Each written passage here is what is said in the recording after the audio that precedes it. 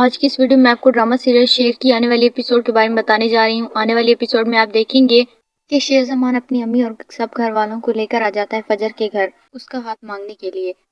وہ اپنی ماں سے کہتا ہے کہ محبتیں جہاں ہوتی ہیں وہاں رنگ بھی باتیں کرتے ہیں اور فضاؤں سے بھی خوشبوئیں آتی ہیں۔ اس کی امی کہتی ہیں کہ دوسری محبت ہے فجر تمہاری، اور پھر بھی اتنی محبت بھری باتیں کر رہے ہو۔ تو شیر زمان کہتا ہے کہ بھلے ہی وہ میری دوسری محبت ہے لیکن وہ میرا پہلا عشق ہے۔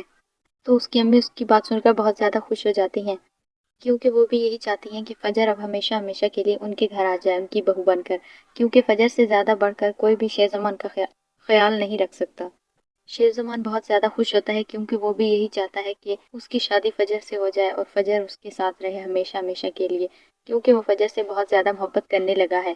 پھر جب وہ اندر آتے ہیں اور ساری بات فجر کے ابو اور امی سے کہہ دیتے ہیں تو پہلے تو وہ انکار کر دیتے ہیں، کیونکہ وہ ایسا نہیں چاہتے۔ ان لوگوں کے ساتھ ان کی بہت زیادہ پرانی دشمنی ہے اور وہ کسی بھی حال میں ان سے رشتہ داری نہیں کرنا چاہتے۔ کاکا صاحب کو تو یہ بات بالکل بھی اچھی نہیں لگتی کہ آخر وہ آئے کیوں ہیں۔ وہ کبھی بھی فجر کی شادی اس گھر میں نہیں ہونے دیں گے۔ شاہتاج پھر فجر کے ابو کے پاس آتی ہے۔ وہ کہتی ہے کہ آپ ایک بار پھر اپنی بیٹی کے ہاتھوں لٹ گئے ہیں۔ وہ آپ سے کوئی معافی مانگنے نہیں آئے تھے، بلکہ وہ اپنے بیٹے کی معشوقی کو رشتہ داری میں بدلنے آئے ہیں۔ فجر کی امی بھی ساتھ بیٹھی ہوتی ہیں، انہیں بالکل بھی اچھا نہیں لگتا، لیکن فجر کا ابو جب ان کی بات سنتا ہے تو اسے بہت زیادہ غصہ آ جاتا ہے۔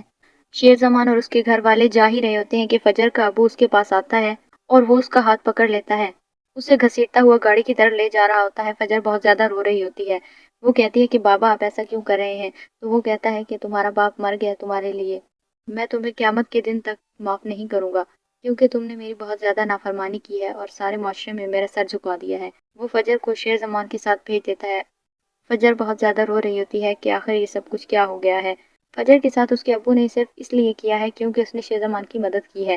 وہ ایسا نہیں چاہتے تھے کہ فجر شیر زمان کو جانے، کیونکہ وہ ان سے اپنا بدلہ پورا کرنا چاہتے تھے، لیکن فجر ایسا نہیں چاہتی تھی، اس لیے اس کے ساتھ یہ سب کچھ ہوا ہے۔ اس کا باپ کہتا ہے کہ فجر ہمارے لیے مر چکی ہے اور آئندہ کوئی اس سے نہیں ملے گا، جو بھی اسے ملا پھر اس کے لیے اس گھر میں کوئی جگہ نہیں ہوگی۔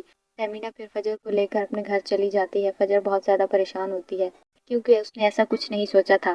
آنے والی ایپیسوڈ کے بارے میں جاننے کے لیے دیکھتے رہیے ہمارا چینل۔